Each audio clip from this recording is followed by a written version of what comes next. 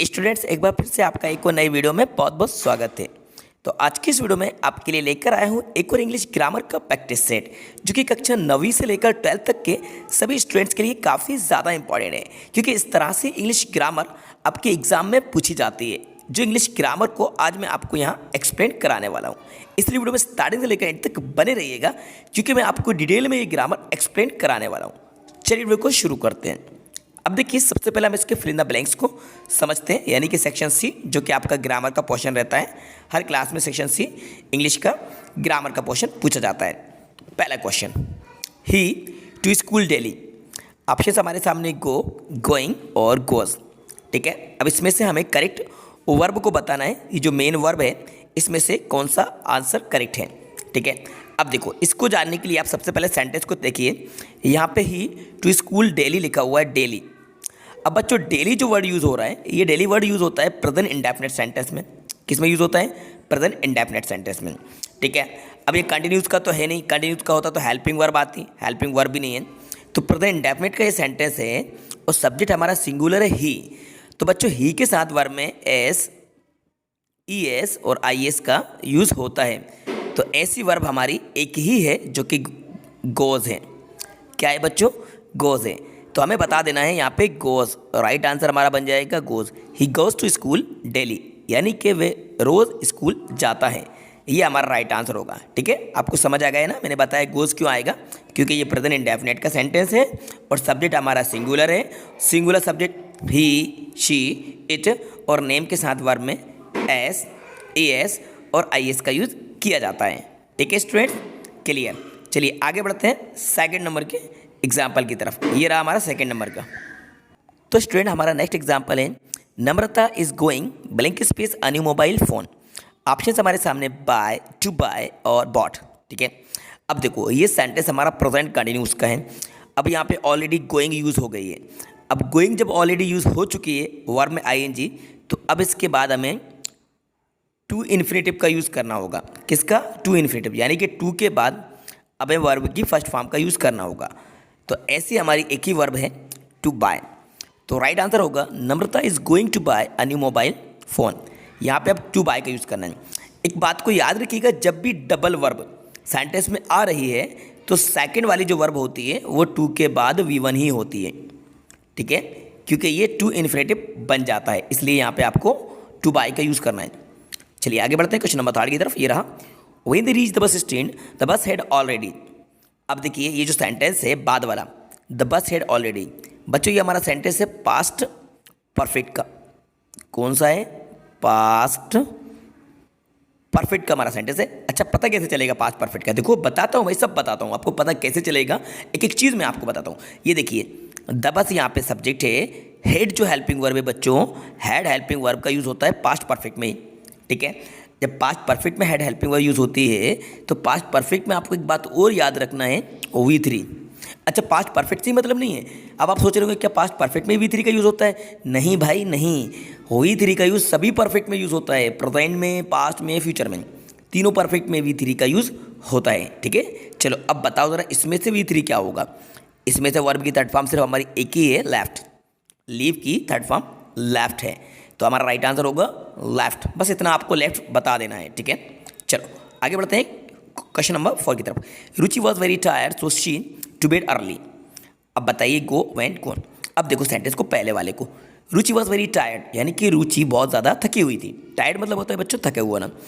अब जब रुचि थकी थी, तो वे क्या हुआ? जल्दी बेड पर चली गई, यानी कि जल्दी सो गई। तो बात हमारी पास्ट में चल रही है, तो यहाँ पे आपको V2 का यूज़ करना है, वर्ब की second form.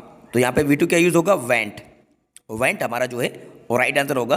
So she went to bed early, went right answer है। आगे बढ़ते हैं नेक्स्ट एग्जाम्पल की तरफ, जो कि हमारा 5th नंबर का है।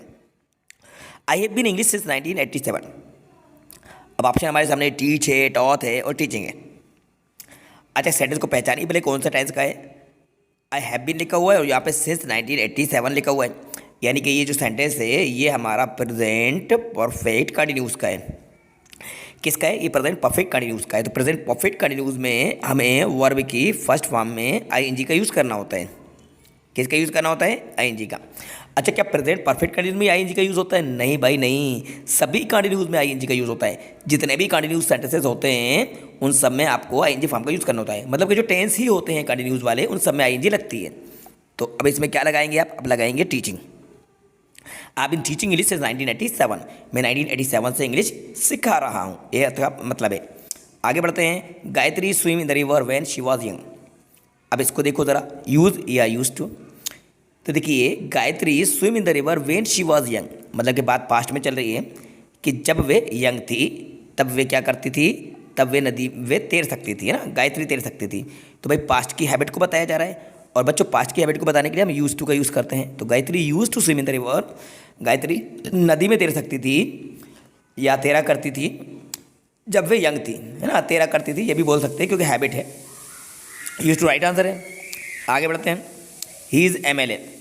अब एमएलए के पहले ए एन दा में से आपको एक राइट आंसर बताना है। तो बच्चों ये जो एम है, एम साउंड आपको वाउल का दे रहा है। किसका दे रहा है? वाउल साउंड दे रहा है। तो जब वाउल साउंड होता है तो उसके पहले हम आर्टिकल एन लगाते हैं, बस इतना याद रखिएगा। तो हमारा राइट आंसर क्या होगा? एन होगा। He is an MLA. अच्छा, कंसोनेंट साउंड आता है तो क्या लगता है भाई? ए लगेगा।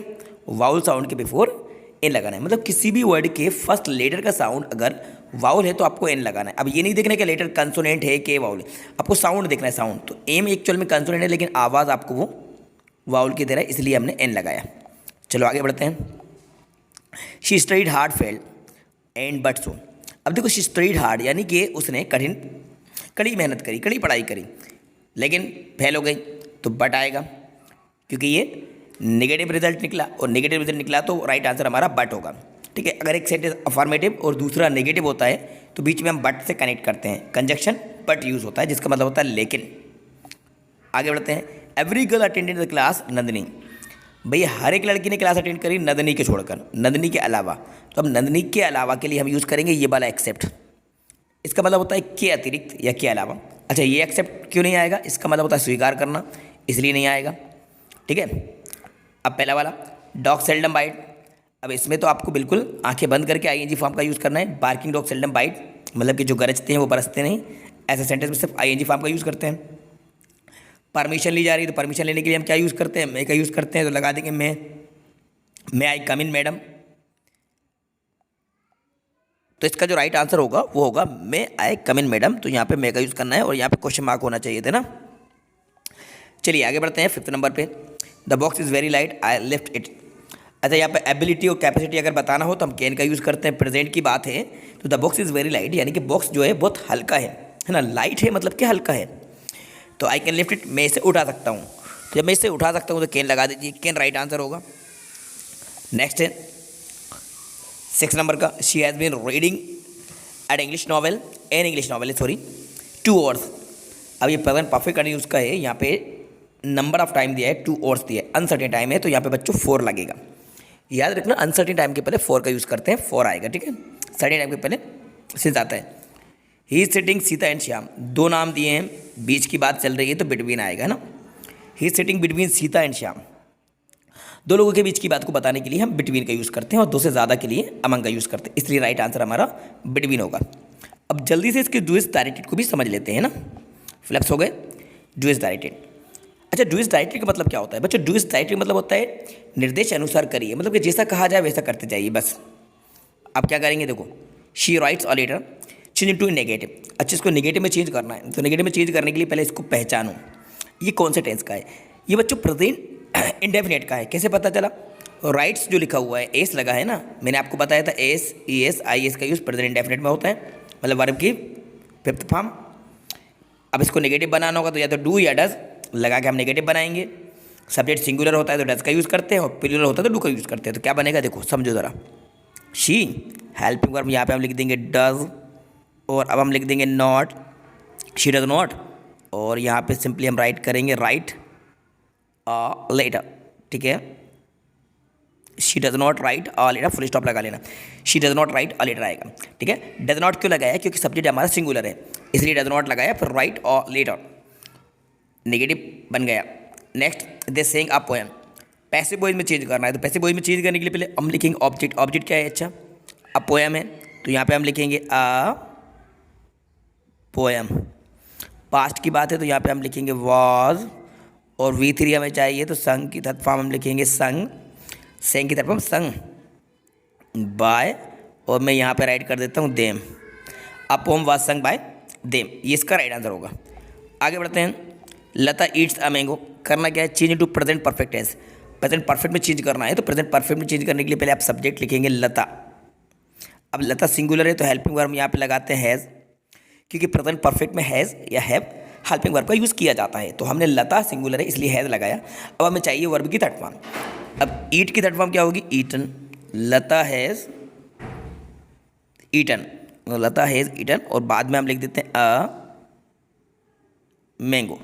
लता हैज़ ईटन अ मैंगो, ये इसका राइट आंसर होगा। ऑब्जेक्ट में कोई चेंजिंग नहीं करना, सब्जेक्ट में कोई चेंजिंग नहीं करना, हेल्पिंग वर्ब और मेन वर्ब में चेंजिंग करना है। आगे बढ़ते हैं question number 4। Hemlata take coffee, इसको करेक्ट करना है। तो देखो टेक लिखा हुआ है तो टेक में ऐसे लगा दीजिए, प्रेजेंट इंडेफिनिट का, इसलिए टेक्स हो जाएगा। हेमलता टेक्स कॉफ़ी हो जाएगा, क्योंकि हेमलता एक नाम है, सिंगुलर सब्जेक्ट है, इसलिए वर्ब में एस लग जाएगा। नेक्स्ट है कुंदन विल हेल्प यू, तो कुंदन विल हेल्प यू में विल कुंदन हेल्प यू हो जाएगा। बस स्टार्टिंग में आप विल को लिख लेना, कुंदन इसके बाद जाएगा और लास्ट में क्वेश्चन मार्क लगा देना, विल कुंदन हेल्प यू। ठीक है, विल कुंदन हेल्प यू। अब इसके बाद देखो एज लॉन्ग एज का यूज़ करना है, आई am here you need not worry, तो इस एज लॉन्ग एज को स्टार्टिंग में लिख देना, शुरू में लिख देना एज लॉन्ग एज का मतलब होता है जब तक मैं यहाँ पर हूँ तब तक तुम्हें चिंता करने की जरूरत नहीं है। As long as I am here you need not worry, तो एज लॉन्ग एज सेंटेंस के बीच में आ जाएगा दोनों के। Rajkumar did not do his duty, affirmative बनाना है तो बस इसको नॉट डू हटा दीजिए, राजकुमार डिड हिज ड्यूटी हो जाएगा। बस राजकुमार डिड हिज ड्यूटी, क्योंकि हमें V2 चाहिए। ठीक है, तो वर्ब की सेकंड फॉर्म, डू की सेकंड फॉर्म डिड होती है। अच्छा, डू मतलब होता है करना और डिड मतलब होता है किया, तो राजकुमार ने अपनी ड्यूटी की, तो राजकुमार डिड हिज ड्यूटी आएगा। ठीक है बच्चों, ये था एक प्रैक्टिस सेट जो क्लास 9 से लेकर 12 तक के सभी स्टूडेंट के लिए काफ़ी ज़्यादा इंपॉर्टेंट था। इस तरह से क्वेश्चंस आपके एग्जाम में पूछे जाते हैं। सो आई होप ये वीडियो आपको पसंद आई होगी और ये ग्रामर भी आपको समझ में आई होगी, तो वीडियो को लाइक कर दीजिएगा। और इस तरह की आपको और भी ग्रामर की वीडियोज़ चाहिए, प्रैक्टिस सेट चाहिए, तो चैनल को सब्सक्राइब जरूर कर लीजिएगा, साथ में बेल आइकन को प्रेस कर दीजिएगा, सो दैट जब भी नई वीडियो को अपलोड किया जाएगा तो उसका नोटिफिकेशन सबसे पहले आपको टाइम पर मिल जाएगा। वीडियो आपको कैसी लगी कमेंट्स बॉक्स में जाकर कमेंट्स करके ज़रूर बताइएगा। Thanks for watching.